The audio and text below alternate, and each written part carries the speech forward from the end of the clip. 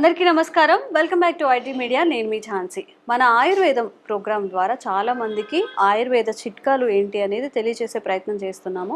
ఆ ప్రయత్నంలో భాగంగానే మొలలకి సంబంధించిన వీడియో ఈరోజు చేయబోతున్నాము. అసలు మొలలు అనేవి ఎందుకు వస్తాయి? హర్ష మొలలు అంటుంటారు, పైల్స్ అంటూ ఉంటుంటారు. మోషన్కి వెళ్ళినప్పుడు చాలా పెయిన్గా అనిపించడం, మోషన్ ఫ్రీగా అవ్వకపోవడం, ఒక్కొక్కసారి అయితే చాలా మంటగా అనిపించడం, ఇలాంటివన్నీ ఫేస్ చేస్తూ ఉంటారు. అసలు ఇవి ఎందుకు వస్తాయి? మన ఆయుర్వేదంలో ఎలాంటి చిట్కాలైనా ఉన్నాయా ములలు తగ్గించుకోవడానికి? ఈ విషయం తెలుసుకుందాం. ప్రస్తుతం అంతా ఉన్నారు ఆయుర్వేద వైద్యంలో అపార అనుభవం ఉన్న చిట్టుబొట్ల మధుసూదన్ శర్మ గారు. నమస్తే సార్. నమస్తే. ఎలా ఉన్నారు సార్?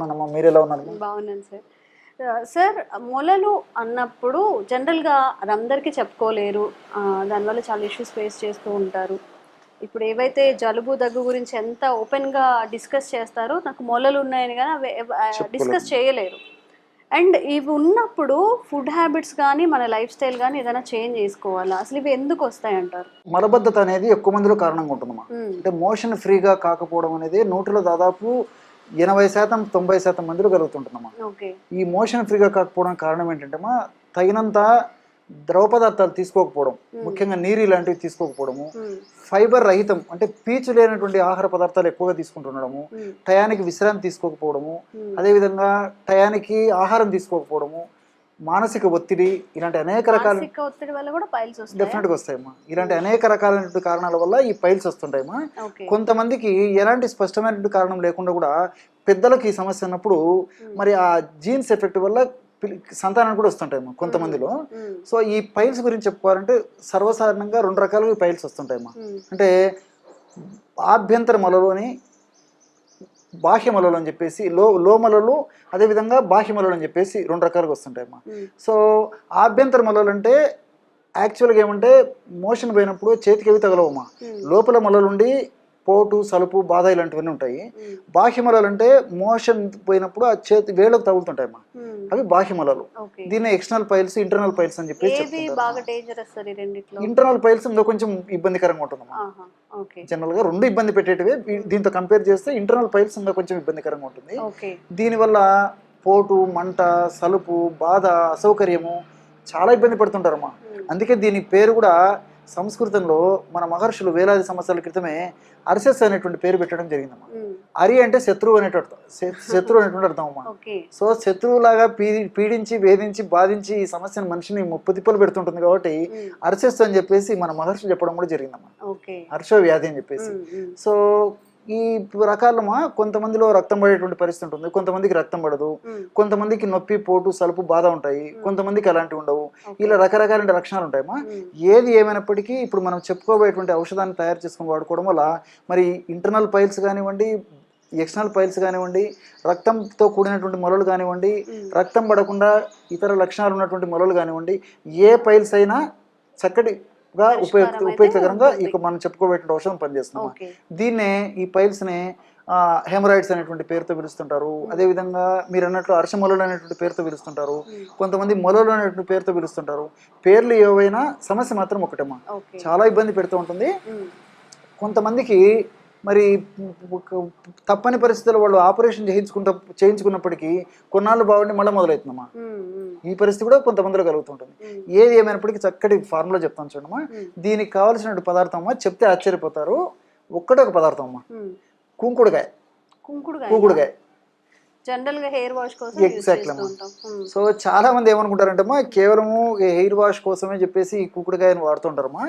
సో సౌందర్య సాధనాలు కూడా కొంతమంది వాడుతుంటారు, ఇంటర్నల్ కూడా వాడుకోవచ్చమ్మా. ఈ కూకుడుకాయ చాలా జబ్బులకు పనిచేస్తుందమ్మా. రక్తాన్ని శుద్ధి చేసేందుకు ఉపయోగపడుతుంది, తర్వాత అలర్జీని తగ్గేందుకు ఉపయోగపడుతుంది, రక్త వ్యాధులు, చర్మ వ్యాధులు రాకుండా ఉండేందుకు, వచ్చిన వ్యాధులు త్వరగా తగ్గేందుకు ఉపయోగపడుతుంది. అదేవిధంగా మన దేహంలో రక్తంలో ఇస్నోఫిల్స్ అనేటువంటి కణాలు పెరగడం వల్ల అలర్జీ లక్షణాలు వస్తుంటాయి, ఈ అలర్జీ తగ్గేందుకు ఉపయోగపడుతుంది. ఆయాసం ఇలాంటి సమస్యలు ఉన్నప్పుడు ఊపిరితిత్తులకు మంచి శక్తిని కలగజేసి ఆయాసం రాకుండా ఉండేందుకు ఉపయోగపడుతుంది. మోషన్ ఫ్రీగా అయ్యేందుకు ఉపయోగపడుతుంది. జీర్ణ వ్యవస్థను మెరుగుపరిచేందుకు ఉపయోగపడుతుంది. అవునమ్మా, అవును తల్లి, అదే మీరు చాలా ఆశ్చర్యపోతారమ్మా. ఇంటర్నల్ కూడా వాడుకోవచ్చమ్మా. ఎలాగంటే చెప్తాను చూడమ్మా. ఇప్పుడు కూకుడుకాయలు మనం దంచితే లోపల విత్తనం తొలగిస్తే ఇలాంటి పెచ్చులు ఉంటాయమ్మా. లోపల విత్తనాలు తొలగిస్తే ఇలాంటి పెచ్చులు తీసుకోవాలి. సో డోలు ఉంది కదా తల్లి. సో ఇలాంటి పెచ్చులు చూడండి అమ్మా, మీకు కూడా ఐడియా ఉంటుంది.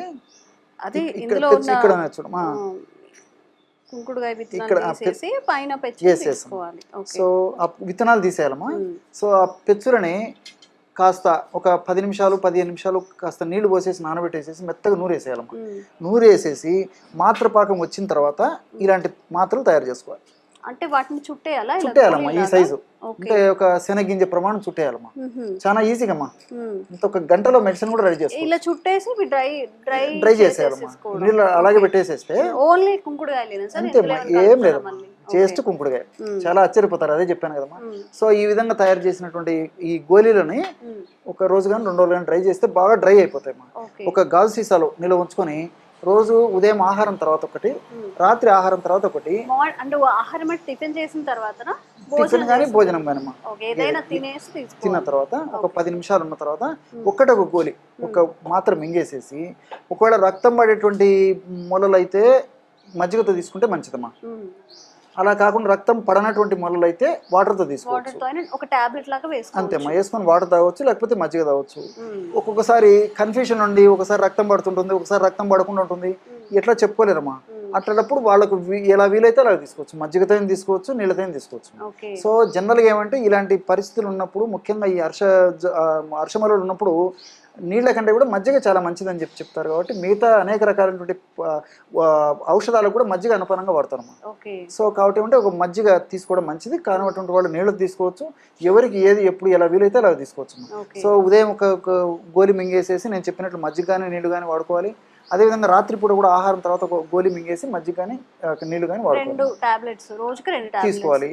ఎన్నాళ్ళలో తగ్గుతుంది సార్? ఎన్ని మంత్స్ యూస్ చేయాలి? ఎగ్జాక్ట్లీ అమ్మా, ఈ శరీర తత్వాన్ని బట్టి, వ్యాధి అవస్థను బట్టి, ఇతర అనుబంధ లక్షణాలను బట్టి ఈ రిజల్ట్స్ ఆధారపడి ఉంటాయమ్మా.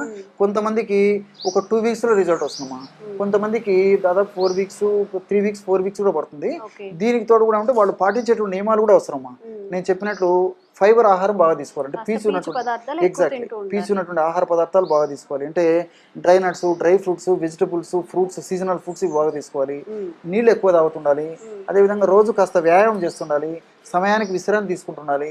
ఇలాంటి చిన్న చిన్న జాగ్రత్తలు తీసుకుంటూ ఈ బేకరీ ఫుడ్స్, ఫాస్ట్ ఫుడ్స్, తర్వాత ఐస్ క్రీమ్స్, కూల్ డ్రింక్స్ ఇలాంటివి వాడకుండా ఉండాలి. ఇలాంటి జాగ్రత్తగా ఉంటూ నేను చెప్పినటువంటి పద్ధతిలో ఔషధం వాడుకోవడం వల్ల మరి చాలా స్పీడ్గా కంట్రోల్ అయిపోతుంది ఆ సమస్య. సో ఆయుర్వేద వైద్యంలో ఇంత ఉంది, నేను ఎప్పుడూ చూడలేదు.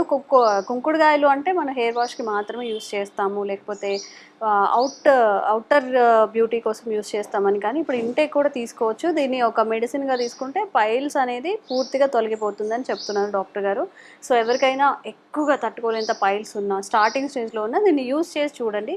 ఒక 1 month 2 monthsకి పూర్తిగా తగ్గిపోతాయని చెప్తున్నారు. కాబట్టి ఎలాంటి సైడ్ ఎఫెక్ట్స్ కూడా ఉండవు. కాబట్టి తప్పకుండా ట్రై చేయండి. ఇంకెలాంటి వీడియోస్ మీరు కోరుకుంటున్నారో కామెంట్స్ రూపంలో తెలియచేయండి. తప్పకుండా వీడియో చేసే ప్రయత్నం అయితే చేస్తాం. Thank you sir, thank you so much. నమస్తే.